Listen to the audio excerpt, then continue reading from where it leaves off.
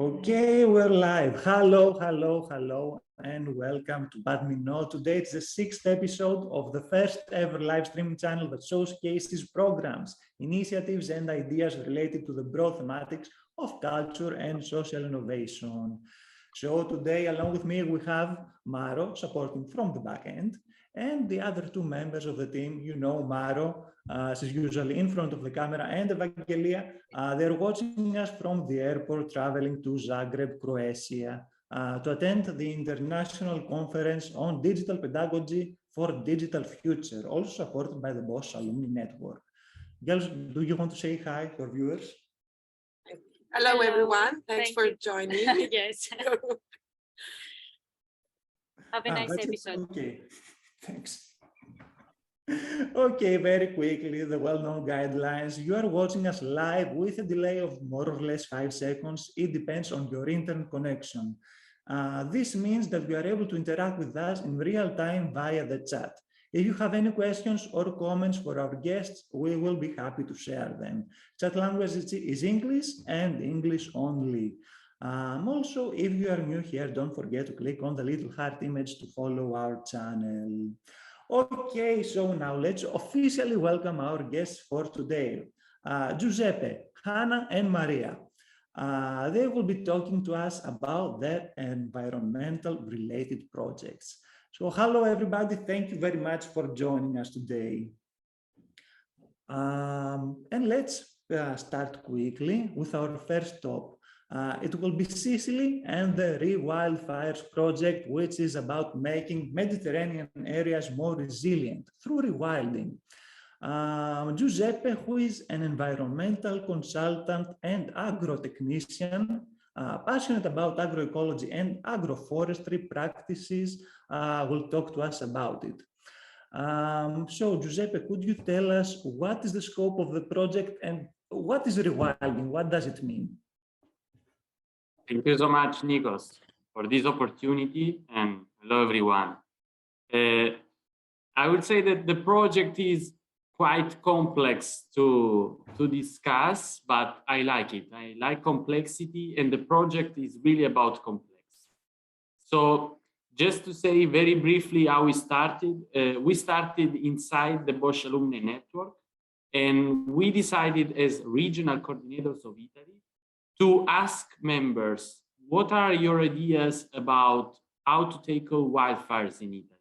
If you have any community idea, any idea that came from, from the bottom to the top. And so we started with this very small project and we asked for ideas. So we had 2 winners, Anna and Ara.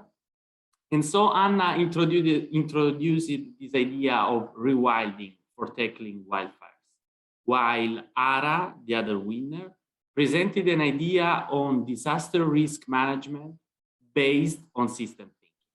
So there were these 2 ideas. We made a small conference together, and we understood that both of them were talking almost the same language, and that both ideas could be merged together to make something better. So we started from that. And then we have the chance to have a budget from the BAN for another project. And we based it in Sicily because the main project manager, that is Anna Rasper, is living in Sicily. She's German, but living in Palermo, enjoying the sun in Palermo, I would say. And so we decided to ask experts if a kind of project could be made in Sicily about rewilding and systems. So we found foundation like the Pau Costa Foundation from Spain and the Rewilding Europe NGO. So the project is still going on, and as I said, it's really complex. I just wanted to say 2 more words about rewilding, because it's really important for someone who doesn't practice, this field. It could be a challenging word, I would say. So basically, when we talk about rewilding, is based on, of course, ecological science. So it's really based on science, this approach. And it's about putting again in the ecosystems animals like big herbivores or big predators that change the landscape with their behavior. So we have right now in Europe a lot of examples of rewilding in Netherlands, in Romania, also in Italy, in the Central Apennines. So this is an approach that is already existing. And we want to see if this approach can help fight wildfires in Sicily. Because Sicily is prone really to wildfires. There is a lot of different issues related to these and the landscape. And so the scope of the project is quite simple at the moment, or sounds simple. We want to map all the stakeholders and all the systems that lives there in Sicily, how they interact, and how a rewilding approach and a system thinking approach can change the landscape for having less wildfires. So basically, we are going to go in Sicily in the next few weeks. We are going to talk with shepherds, with fire managers in the region, and then we will discuss also with the public in an open event what are the ideas from the local stakeholders about wildfires. Would they accept new large herbivores or new large predators in their land? What kind of interactions can happen there if we change in this way? So again, this is a prototype project. It's more about mapping the systems and trying to understand what kind of approach is the best for the territory. But the idea is really, this is the stepstone for bigger and better projects in the future in the region. Because we think that we need to change our approach to problems, and wildfires, we should not see them like problems, but like opportunities. And everyone can really, on the let's say on the land, can have a role in this. They have a role, they don't know it, and we need to unleash all the potential. So yeah, I would say that we started a journey that is very difficult because, of course, there is a lot of different ideas, a lot of different point of views, and trying to summarize everything, it's quite complex. I would say that we will be there next week. I'm really thrilled to know what's going to happen, but I would say that it could be the way, but it's challenging. So to be honest, this is a very complex way to proceed. And so, yeah, I will stop just a little moment right now if you have any question, and then maybe we can build a little bit. You said you will be right there next week, meaning there in Sicily in some kind of place? Yeah, we will be there for 5 days, more on the western part of Sicily, so from Palermo on Mazara del Vallo on the other side. We will visit shepherds, we will visit forests, we will visit all the landscape that is there. So it will be a kind of on-the-road project this time. And we will stop every day talking with different stakeholders, but also on the Saturday of next week, we will have this open event in Mazara del Vallo, where we will present our first results, and we would like to talk with all the publics. So this is the plan. It sounds nice. Do you have any preliminary outcomes that you would be able to share, or is it too early? I would say that, of course, it's really too early. Maybe I can give you some hints on what's happening. For example, we had during the project, we had some different session of system thinking. So Ara, that is an expert on system thinking, gave us a kind of, online lectures on system thinking that can help us for next week when we go there to have a different approach, of course, so that it's really necessary. And we discovered that in our speech, but also talking, because we are already talking with people in the region, that one of the main points is that shepherds in Sicily are seen from most of the people like the bad guys, and it's like there is a perception that they are the one who are putting the fire for the interest and so on. So it's a kind of legend that is grown around the shepherds. But there are a lot of shepherds that are doing a lot of good jobs for the landscape. They are trying to change, the way to manage the landscape and so on. And they are not really highlighted. So we found already in this mapping the system that there is a key point that we have, for example, to explore more and to understand why the culture in the region is grown so bad on the shepherds. What can be done to change this perception? Because if we map the system, we can already see that shepherds are key. So if we change the perception, maybe we can change a lot of other stuff in the system. So again, this is really a preliminary stuff that is happening, and we are very curious to approach that. Does this mean that there will be some kind of continuation in Sicily, maybe in some other place? I mean, in Greece, every year we have a ridiculous amount of fires everywhere. So if you are up to something, maybe we will be able to use it too. Yeah, no. The idea is really to share our results, let's say, and also to broaden the scope. So the perfect outcome from these small project, let's say, because this small step, is to have something that something that can be really replicable already in other regions, so in the Mediterranean, because Sicily is really the center of the Mediterranean. So you have a lot of ecological, but also geographical features that can be related, for example, to Greece or the other parts of Italy or the south of France. So we would like to do something that can be already usable in other places. Of course, it will be difficult because the culture could be really difficult and different in the Mediterranean. But yeah, we are going to try at least. Okay, thanks for sharing. Do you have anything else you would like to talk to us before we say goodbye? Because Giuseppe really needs to leave now, and he took time out of his schedule to be with us, and we really appreciate that. No, just say goodbye. It's okay. I mean, you told us everything. Okay. Thank you. Thanks for being here. We really appreciate you being here with us today. Thank you so much, everyone. Enjoy your day, and yeah, see you soon. See you. Thanks for joining. Ciao. Okay. Yeah, Giuseppe is out. Okay. Let's move on with Hannah.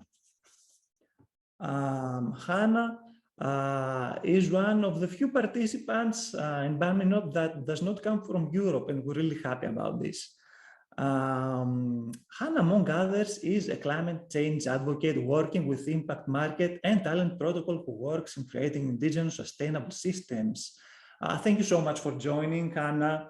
And we know you have organized a very interesting project under the title Reinforcing Climate Action Through the Integration of Local Communities, Indigenous People Knowledge and Climate Science. A long one, but an interesting one. So, Hannah, what is the project about? What is your target, the target of this project?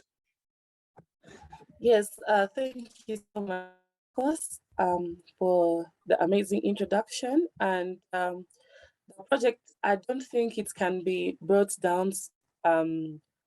It is also complex, like the prior speaker, the way he talked about climate change and issues in sustainability, they are always integrated and much complex. But if I'm to break it down, when it comes to indigenous knowledge, it is one of the concepts that in Africa has been put on the back burner. When people think about indigenous knowledge, they think about something that is very backward, that cannot help society anymore.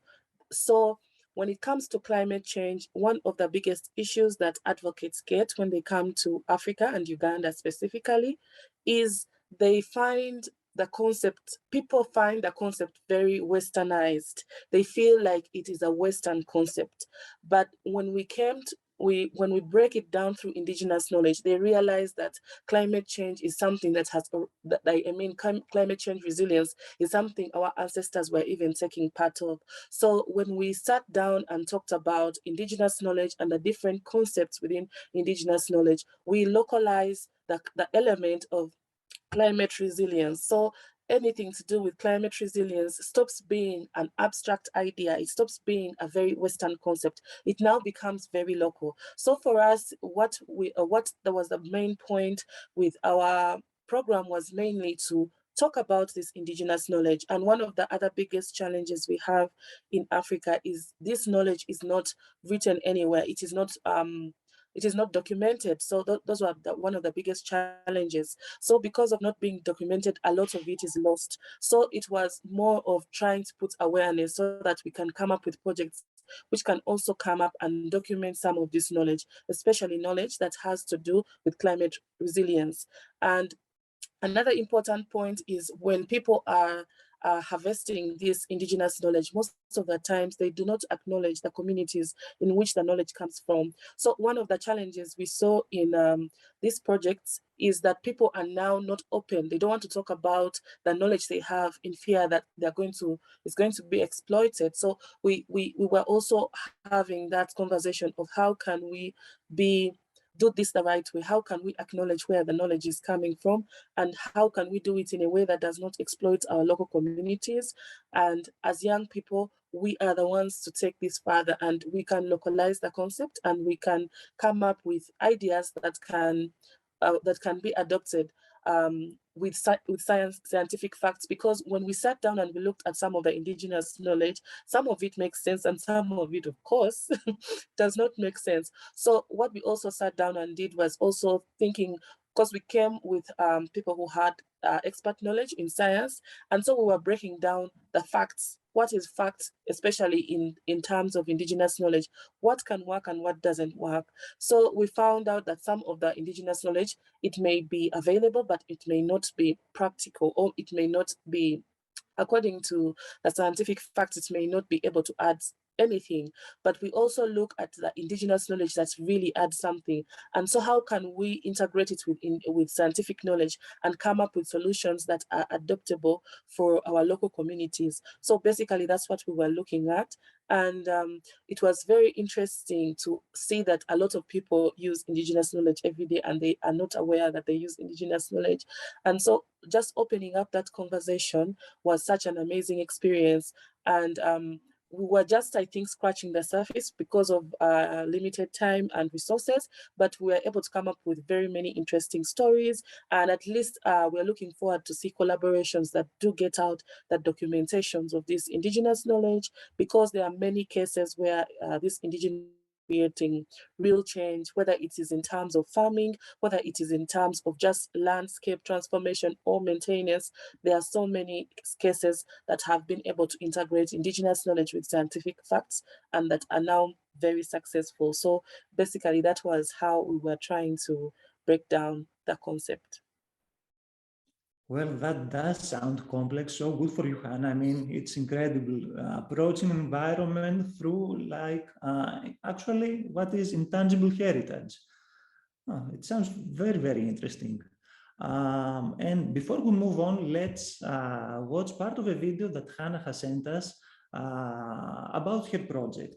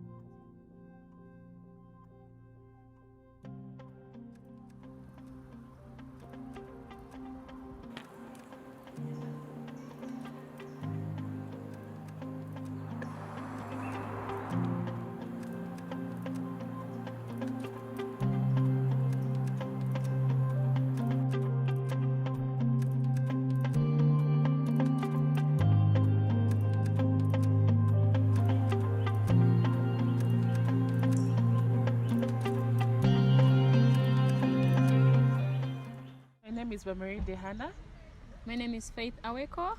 We are at Karura Forest today for our event at the Bosch Alumni Network. And today we will be talking about reinforcing climate change using indigenous knowledge. Indigenous knowledge has been long forgotten, and in many of our communities, we no longer talk about indigenous knowledge. And it's important to go back to our roots and remember the different aspects that we can bring to climate change using indigenous knowledge, and how we can engage young people to be more involved in collecting indigenous knowledge, in matching those facts with scientific knowledge, as well as making sure that this knowledge is added and it keeps being adaptive. Indigenous knowledge is a systematic body of knowledge acquired by local people through accumulation of experiences, informal experiences, and intimate understanding of the environment. Why indigenous knowledge specifically? Research has shown it is highly proven to work, because if for centuries and centuries we were using indigenous systems to conserve our environment, and it has been successful, so it's a success proven system, then it also integrates local people. When you're working with local communities, it is easier for them to adopt something that is theirs, that is culturally theirs.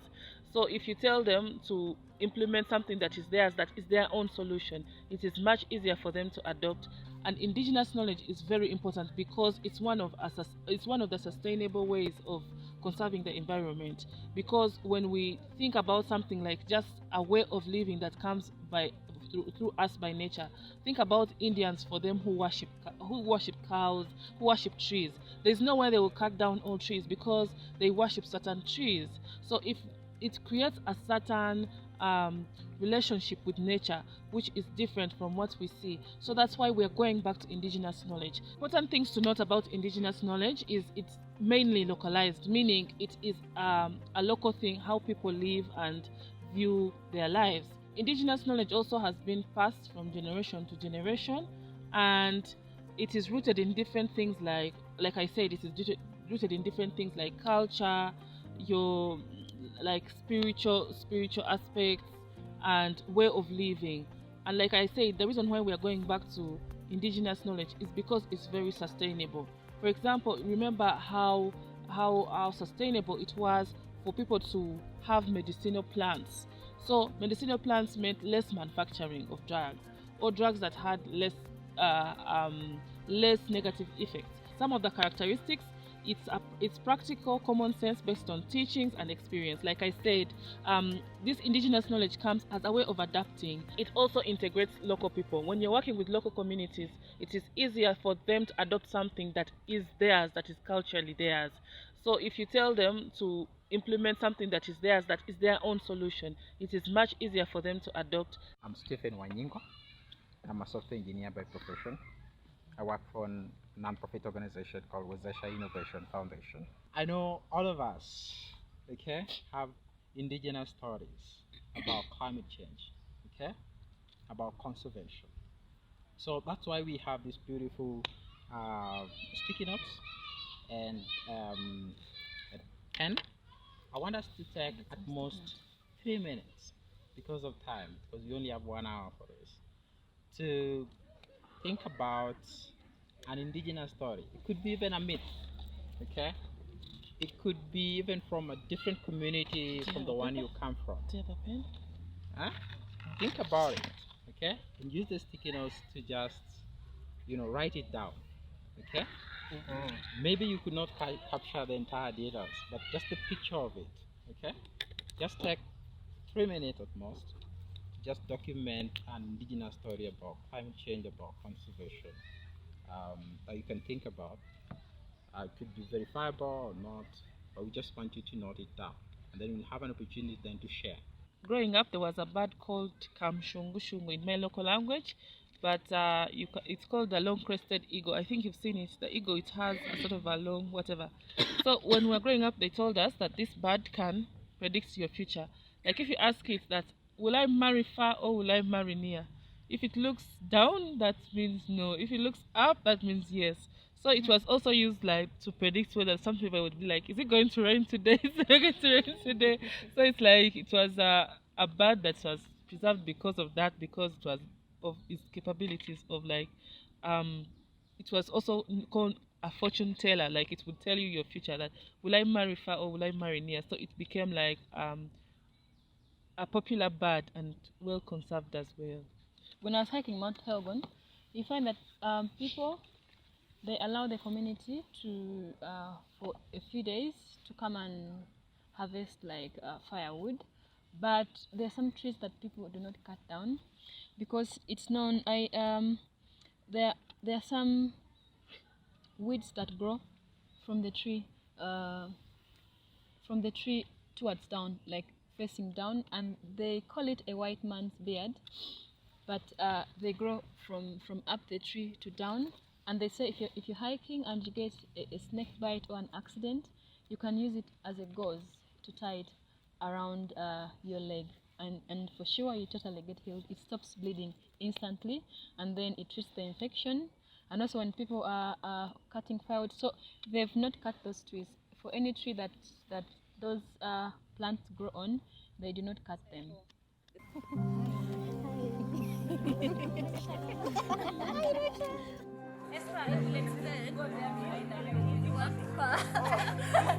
So Esther, Be careful, be careful. go.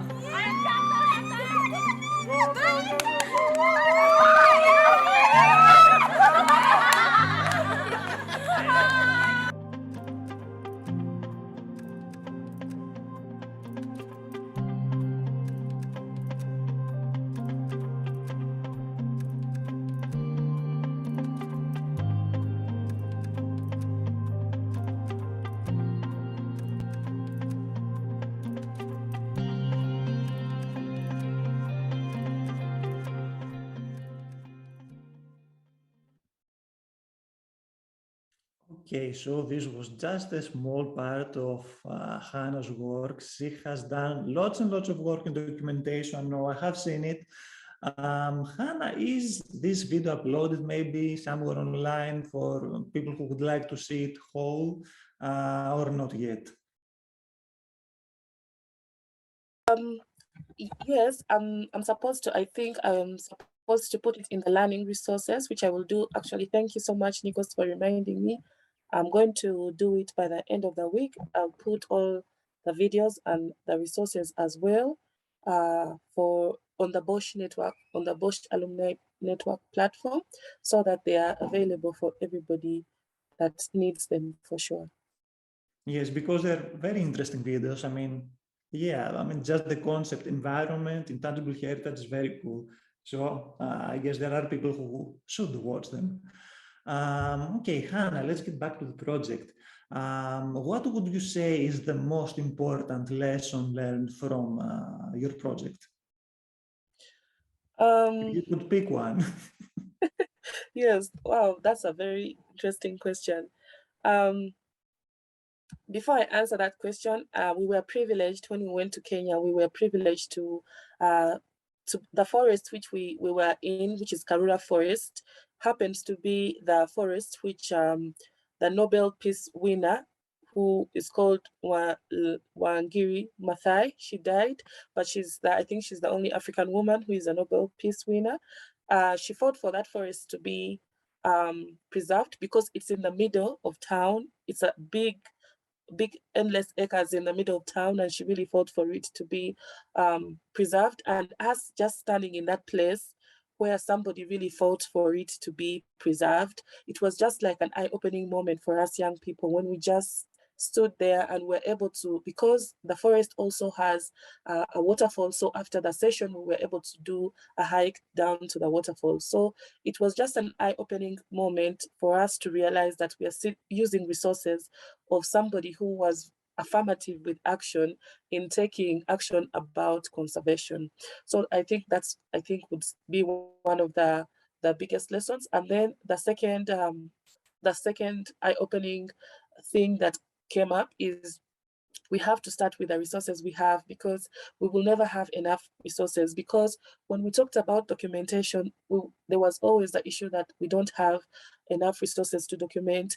But then we talked about things like social media that we have ourselves, like Twitter, Facebook. If we could just get to use some of the few resources we have, even before we get more resources. What can we do with what we have? So I think those were the two biggest lessons, starting from where we are. What can we do that can create change right now? And us appreciating in real time the work that other people who have really taken affirmative action they have been able to achieve, because we were able to enjoy that forest, and so many other people also enjoy it every day because of the work of Wanjiri Mathai, who also she almost lost her life during the process, but through that, a lot of people can have that experience. They can be in the middle of the city, but feel like they're away on, okay, up country. They feel like they're in a different world. So basically those two things, I think, I would say were my main takeaways. Okay, and apart from the resources issue, I mean, you make it all sound very easy peasy, but were there any major challenges during the implementation of the project, or did it go this smoothly? Of course, there are always challenges. First of all, I would say, of course, we're traveling from one country to another. So I think also the challenge is traveling, and also the resources. We would have wanted at least maybe 50 to 100 people to come, but because of limited resources, that was not possible. So I would say probably we would have wanted more people to be part of the program. And then probably also we would have wanted people that to connect more with people in local communities, to also be present, and also having that live interaction with the local communities, which I don't think was possible. It was possible, but not to the extent we wanted. So I think that was one of the issues we also saw. So moving forward, it would be our main priority to connect further with local communities, because they are the reason why we would move forward with indigenous knowledge, and they are the main people that would help us implement all our ideas, or also be a source for knowledge in terms of the indigenous aspect. So you have follow-up plans? Yeah. Sorry to cut you short. Yes, we do. Our plans, of course, is to have like another to follow up this with something else, because it's just open. This was just like the foundation. So if we leave it here, it's like we've gone far, but we need to build on this in order to get results. For example, I feel in terms of documenting, I think we can partner in terms of documenting. And then another thing that I really wanted to come out of this project is exchange of indigenous knowledge, especially around Africa, in areas where people can exchange. For example, if something can be successful in Kenya, maybe people in Uganda can borrow it. Maybe people in Ethiopia can borrow it. So I think that interaction and exchange of knowledge that is indigenous is something like I would have, of course, also wanted to see growing, especially, of course, if it's available, documented, that means it could also be easier implemented as well. So I think those are the areas that can really be done. And of course, we are encouraging and supporting anyone that can also have collaborations around this area, and of course to apply on the Bosch network next year for resources in case it's possible to have further discussions around here.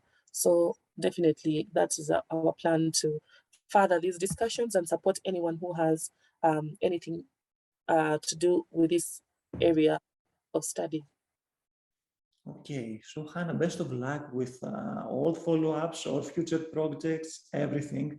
I mean, I hope it all goes very well because it's so interesting. And thank you for joining us today. I mean, it's always a pleasure to have non-European participants sharing with us. Thank you very much. Yeah, welcome. Greetings from Uganda. Warmest greetings from Uganda. So it's always a pleasure to be here as well. Thank you. Thank you very much. Okay, so coming up now, we have Maria. Maria is an Athens-based urban planner, and she currently works on projects that apply citizen participation in the local decision-making. Maria, welcome again. And now let's talk about garbage. What is the Mind the Waste project? Thank you, Nikos, for the invitation, and I'm really happy to be here with you tonight. Mind the Waste is an initiative we started here in Athens. It's a collaboration with one of the municipalities in Athens, which is called Vironas. And the whole concept of the project is how we can rethink waste management. It's not the basic idea. It's not about innovation. It's just applying the laws. I want to tell you, because there are many European regulations that have become also Greek laws, and municipalities are actually forced to apply them, but they do not. So there is, I guess you know how important and how imperative the need to reduce our waste is. So in the concept of, from the view of that we have to do it because of the environment, because of all the implications that have in our lives is one thing. But there are also the thing about, I'm talking about legislation and also an economic cost that citizens pay. So it's a matter of how we do the transition to a more sustainable waste management. This is the core of the project. This is what we're searching, how Greece and Greek municipalities can do this transition. And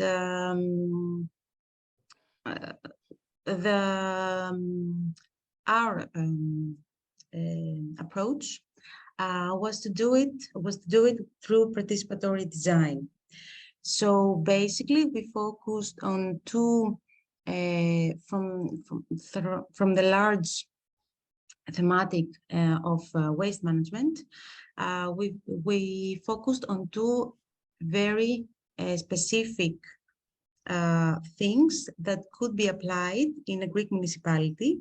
And one thing of them is a cleaning regulation. Is basically a local law which exists in all municipalities, Greek municipalities, and around the world, I guess, that it's about how to keep a city, how to maintain a city clean, and how this city is doing their the management of their waste. This local law in the Greek context is something that very few people know about its existence. It really determines very much of our everyday life, but we don't know it. We don't know it, the fact that it exists, and we don't know what it says. This is also one of our activities was to do a research, an online research, and this question, do you know what a clean regulation is? There was 70% said no. So one topic is this, and the other topic is creative reuse, and mostly creative reuse through a built infrastructure. So a place that people can go and leave stuff that they don't need anymore, so that they can be reused instead of going again to the garbage. Through this project, it's running now for 1 year, and it's about 20 in a couple of months. We have done a best practice research on these topics from municipalities around the world and in Greece. We have developed a participatory process for citizens, but also for people that work in the municipality departments for cleaning, and also an online research, so that we can design together a cleaning regulation for this municipality, and how a reuse center could be also for this municipality. And we are also developing an educational program for children ages like 8 to 15 that are also getting to know, increase awareness about these topics, but not in general about environment and waste management. More specific, what they could do for their in their local context. And more or less this, we will have yes, more or less this we're developing, and we're trying to communicate it as much as possible in the local level. Is that easy, that kind of communication? I mean, how easy it is to mobilize people towards a more sustainable direction of waste management? I mean, people, not the municipality. It's not easy. What we're trying, again, our approach is not to blame it all to the citizens. So it's a matter of keeping the balance between what citizens have to do and what municipalities have to do.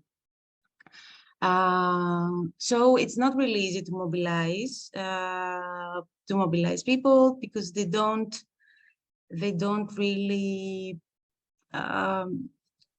you know, we are in a everyday process running all the time, so it's not easy to make them really engaged.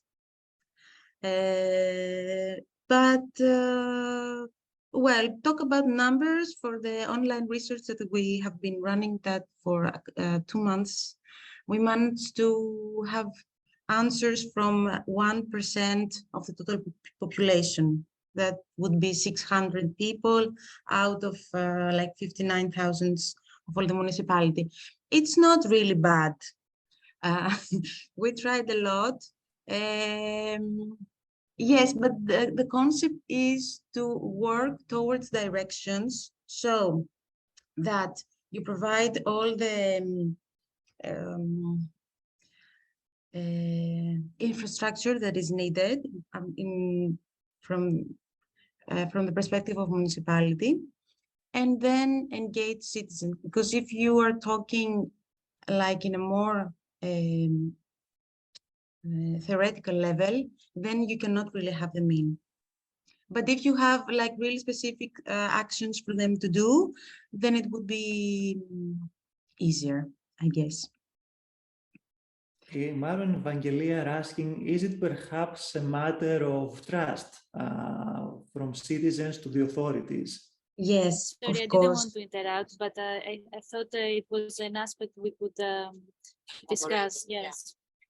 Trust is always an issue. Plus, imagine that Greek municipality does not really, even if they want to do the best, they don't have the capacity to do it. They don't have the money to do it. So yes, people walk around and say, yes, okay, you tell me that I should comply with these laws, or you tell me that I should pay this fine if I don't comply, etc., etc.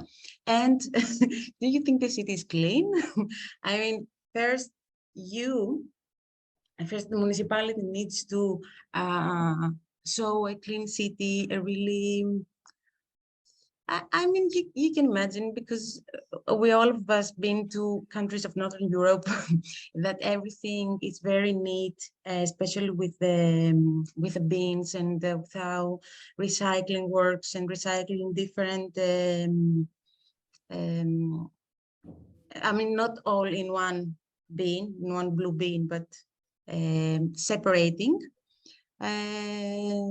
Also the bio waste, how it's collected all, and how it's inside the buildings, and it's not around the city. So through this, in the streets in Athens, and Mara, I guess you know how that feels, it's very difficult to ask citizens to comply. Yes, it's a trust, but it's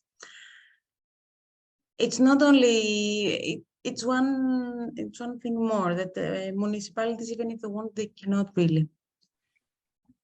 Yeah, so it's hard Thank either you. way. It's hard. So now you're creating a methodology.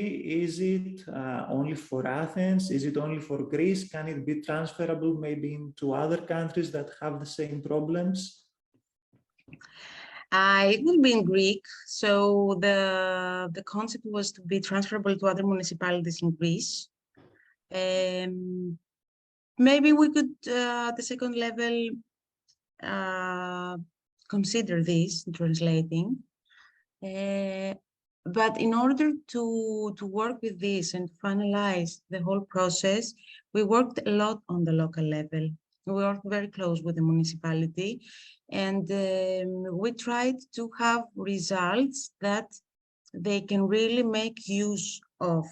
So at least at this municipality. Then, of course, we tried to, now we're trying to develop not only the methodology, but also some innovations, let's say, that our team as external partners can provide input for the municipality and how this cleaner regulation could really work. And I mean, not only how to make a regulation that's really innovative, but also how to apply it. And of course, the participatory process helps with that, because if you engage people also in the design, and if you communicate from the really early stages, then at least you have some people that are really aware and they have heard it again, and they will be more eager, and you have more possibilities for them to comply and be interested in the concept. Yeah, indeed. What is the expected outcome, best case scenario regarding your project? Best case scenario. Best case scenario. I mean, what do you expect to happen in the end? What we expect, the more people that are informed, it's the best. A very good scenario really is that more municipalities introduce the separate collection for waste, for recycling. In general, one thing that we have learned, and especially the Greek people joining this conversation should know, is that the blue bin that we have, that we collect all the recycling trash, does not really help recycling, does not really reduce waste that are going to be buried. And I mean, it does not help. It's more economic expenses for the municipalities, for the people, because of course we pay at the end, and it's not a problem with recycling. So a best case scenario is to have more people know about practices like reducing waste, reuse, and learn about the separate collection. So different bins for each material that can do a better recycling. Okay, so the blue bin does not work. I mean, Does not. I can tell you more about that. Yeah, it is a bit impressive, but anyway. It's like more like at percentage, 40% only of this is material that can be recycled. Okay. Yeah. I know what you mean. Okay. Any advice you may have for us as people? What to do in our daily lives to reduce waste, to be more mindful on our waste?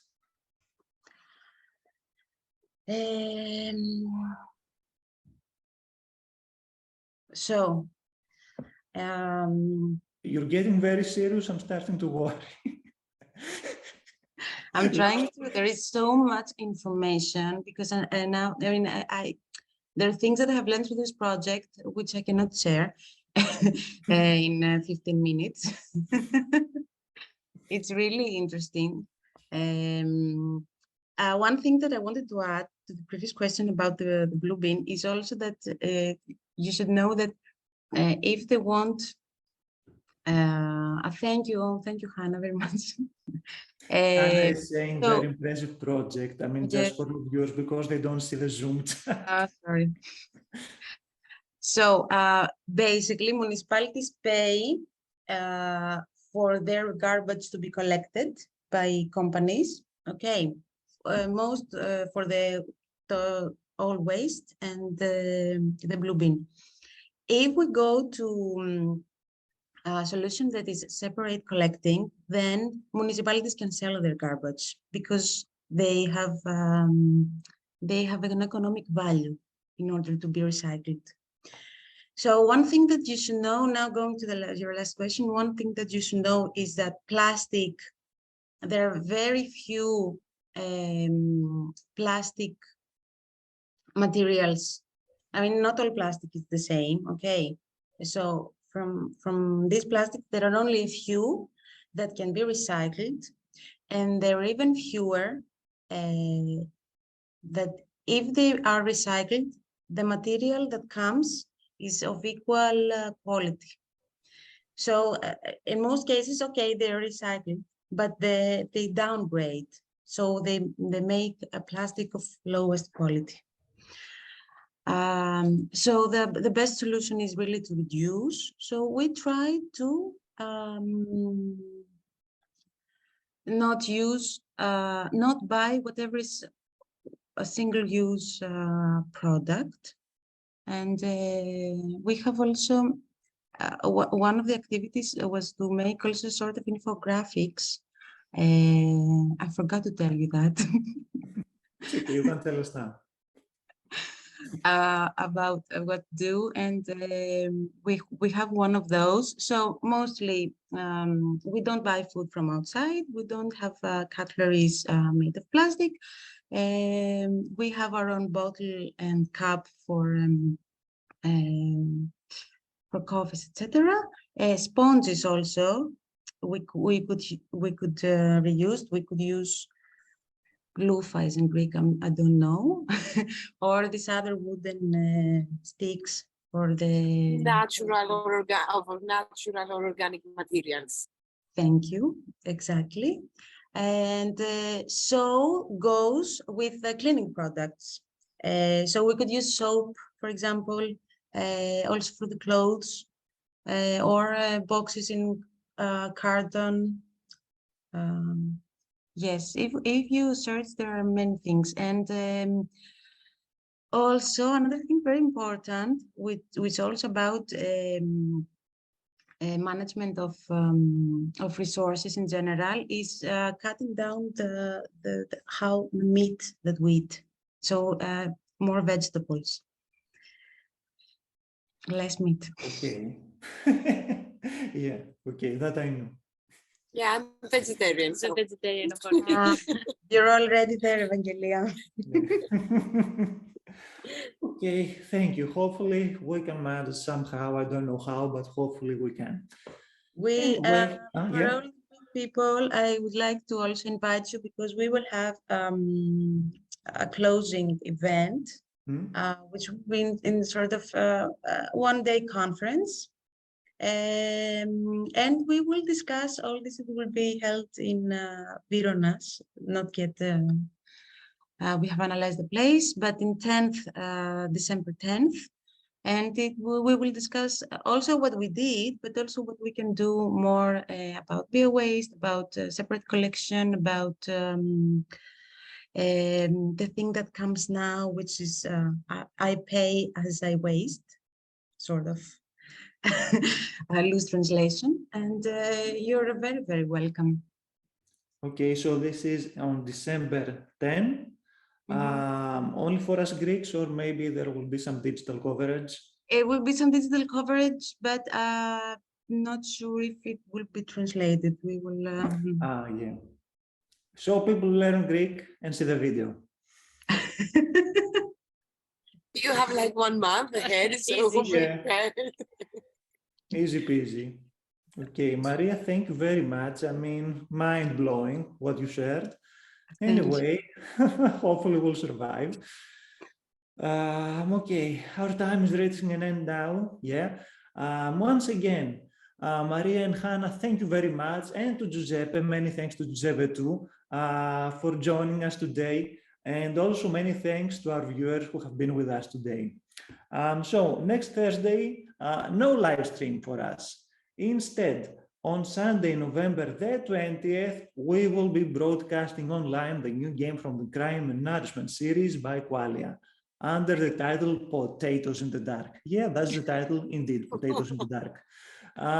This is a mystery game celebrating architectural and intangible heritage by having players move on in their story by tasting traditional food sent to them by mail. And lastly, if you have anything else you would like to share with us, you can also mosquito. Anyway, you can always find Peripatos on Facebook and Instagram, or email us at info@peripatos.net. This is info@peripatos.net. And if you are a band member, you can reach us through the platform. Vangelia, you're raising your hand. You want to say something? Yeah.